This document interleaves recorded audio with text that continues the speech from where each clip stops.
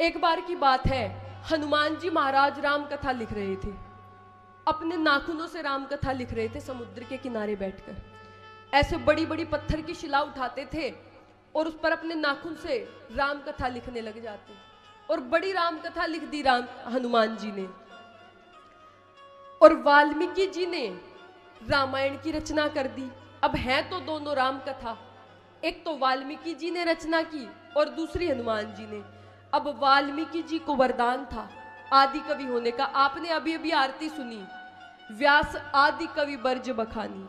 उसका अर्थ क्या है? आरती तो सबने सुन ली लेकिन अर्थ पे ध्यान नहीं दिया। व्यास आदि कवि, जो वाल्मीकि जी है वो आदि कवि है, उनको वरदान था आदि कवि होने का। और ये रामायण भी आदि काव्य है।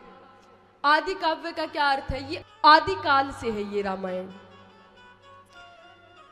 तो वाल्मीकि जी ने विचार किया, हनुमान जी ने बड़ी सुंदर राम कथा लिख दी, लोग हमारी कथा को क्यों पढ़ेंगे, ये तो हनुमान जी की कथा को पढ़ेंगे। लेकिन वाल्मीकि जी को वरदान था आदि कवि होने का।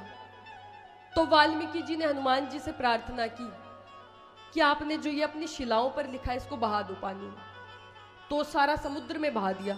अब सोचिए हनुमान जी ने कितनी मेहनत से कथा लिखी थी। यदि कोई बच्चा एक पेज पे थोड़ा सा लिख देता, पेज फट जाए या भीग जाए तो बड़ा दुख होता है।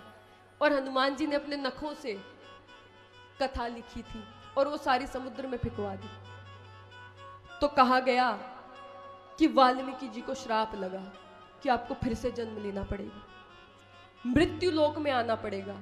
तो वाल्मीकि जी ने तुलसीदास जी के रूप में अवतार लिया और रामचरितमानस की रचना की।